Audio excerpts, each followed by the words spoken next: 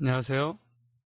이번 시간에는 3ds Max 모델링 과정에서 가장 기본이 되고 가장 많이 활용되는 폴리곤 모델링을 학습해 보도록 하겠습니다. 폴리곤은 사전적으로 다각형을 의미하고 3D 그래픽 작업에서 3개 이상의 엣지로 이루어져 있는 다각형의 평면을 말합니다. 화면에 보이는 사람 얼굴 모델링의 경우도 점선면, 즉 버텍 엣지 폴리곤으로 이루어져 있습니다. 아이언맨의 얼굴 부분을 모델링한 오브젝트도 복잡해 보이지만 결국은 마찬가지로 오브젝트 버텍 엣지 폴리곤을 필요한 만큼 추가하고 적절하게 위치시켜서 완성하는 과정이 폴리곤 모델링 과정입니다. 가장 기본이 되는 모델링 과정은 오브젝트가 가진 버텍스를 이동하고 엣지와 폴리곤을 이동하거나 회전하고 크기를 조절해서 형태를 변형하는 과정입니다.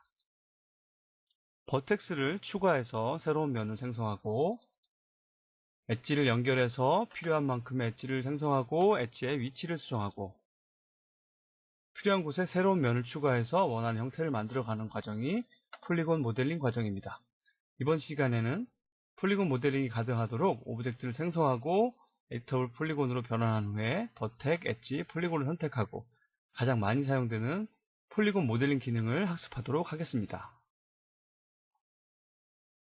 이렇게 맥스를 실행한 상태에서 지난 시간에 학습했던 크리에이티에서 지오메트리 가면 기본 도형들이 있고 여기에서 박스를 선택합니다. 박스를 선택해서 탑뷰에서 드래그를 하는데 컨트롤 키를 누르고 드래그해서 중앙을 기준으로 생성하게 하고 마우스 드래그해서 높이를 정하고 이렇게 만들어줍니다. 그리고 줌을 해서 화면에 다 이렇게 정렬시킵니다.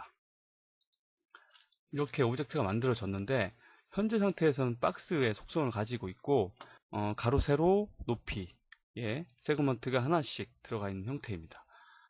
모델링을 편집하기 위해서는 크리에이트에서 만들고 모디파이로 이동하게 되는데 모디파이로 이동해서 박스의 속성을 유지하고 있는 걸 확인한 다음에 마우스 오른쪽 클릭하고 컨버트 투 에디터 폴리를 클릭합니다.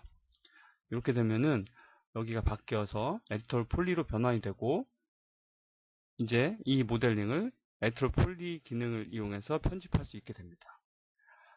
셀렉션에 가보면 버텍, 엣지, 보더, 폴리곤, 엘리먼트 이렇게 있는데 점선면이 폴리곤, 엣지, 버텍이고 보더는 면이 사라진 면을 선택하고 삭제해 보겠습니다.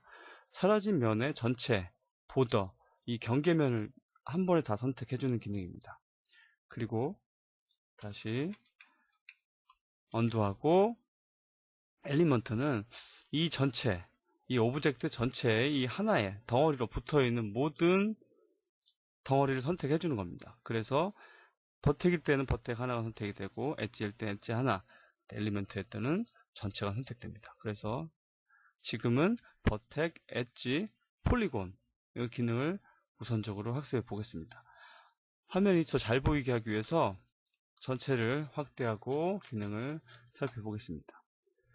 먼저 에디터블 폴리로 변환된 상태에서 셀렉션에서 버텍을 클릭합니다. 버텍, 엣지, 폴리곤은 각각 단축키 1, 버텍 2, 엣지 3, 보더 4, 폴리곤 5는 엘리먼트가 선택됩니다. 버텍을 선택하면 이렇게 하위 메뉴가 생기는데 이 메뉴 중에서 가장 먼저 에디트 버텍 안에 있는 기능을 이용해서 버텍스를 편집해 보도록 하겠습니다. 그에 앞서서 버텍스, 엣지, 폴리곤을 선택하고 저번 시간에 학습했던 오브젝트의 이동, 회전, 크기 조절처럼 선택한 버텍스, 엣지, 폴리곤도 마찬가지로 이동하고 회전하고 스케일 조정을 해보겠습니다. 버텍스 선택하면 이렇게 똑같이 기준모가 나오는데 이때 마찬가지로 로테이트 스케일도 기준모가 이렇게 형성이 되고 단축키는 WER이었죠. 그래서 이렇게 움직일 수 있습니다. 그리고 또 이렇게요. 원하는 곳으로. 이번 시간 학습할 폴리곤 모델링 기능들이 엣지를 추가하고 버텍스를 합충하나 나눠주고 폴리곤을 추가하는 기능들인데 그 기능들을 이용해서 필요한 곳에 엣지를 추가하고 폴리곤을 추가하고 버텍스를 연결하는 것이고, 결국은 선택한, 추가한, 만들어진 폴리곤을 이동하고 회전하고 스케일을 조정할 수 있어야 됩니다. 그래서 두 개의 버텍스를 선택하고 선택한 버텍스를 이렇게 이동할 수 있고, 스케일 조정할 수 있고, 또 만약에 버텍스 이렇게 여러 개 선택해서도 할 수가 있습니다. 그리고 로테이트 할 수 있고, 이번에 엣지를 선택해서 엣지도 마찬가지로 스케일 조정하고 이동하고, 이렇게 이동하고 그리고 로테이트하고, 여러 개의 엣지를 선택해서 로테이트 할 수 있고, 그리고 폴리곤도 마찬가지. 이 작업은 폴리곤 기능을 학습하는 것 외에 필수적으로 계속해서 이루어져야 되는 과정이기 때문에 아주 능숙하게 폴리곤을, 엣지를, 버텍스를 선택하고 이렇게 회전하고 이동하고 스케일 조정할 수 있어야 됩니다. 이렇게 마우스 오른쪽 클릭해서도 선택할 수 있고요. 로테이트, 단축키로도 할 수도 있고요. 그래서 볼 수 있습니다. 폴리곤 모델링을 하기 전에 이렇게 엣지를 선택하고 이동하는 과정을 익숙하게 연습해 보시기 바라겠습니다. 그리고 이제 본격적으로 폴리곤 모델링 학습을 시작하도록 하겠습니다. 버텍스 선택하고 챔퍼를 클릭합니다. 챔퍼를 클릭하고 선택한 버텍 위에서 클릭하고 드래그하면 이렇게 버텍스가 분리되면서 나누게 됩니다. 이렇게. 그리고 다시 한번 현재 선택된 상태니까 다시 클릭하고 드래그하면 이렇게 모서리가 엣지를 분리시켜주면서 이렇게 깎아주게 됩니다. 그리고 다시 한번 이번에는 다른 곳, 선택을 반복해서 할 때는 오브젝트 선택할 때랑 마찬가지로 컨트롤 키 누른 상태에서 연속해서 클릭하면 됩니다. 다시 한번 클릭하고 이렇게 나눠줄 수 있습니다. 이렇게 챔퍼는 버텍스를 추가하면서 날카롭게 깎아주는 기능인데, 이렇게 버튼을 클릭하고 바로 오브젝트의 버텍을 클릭과 동시에 드래그해서 챔퍼를 실행할 수도 있고, 컨트롤 Z를 반복해 눌러서 다시 언두 하시고요. 이번에는 챔퍼 옆에 있는 챔퍼 세팅스 버튼을 클릭합니다.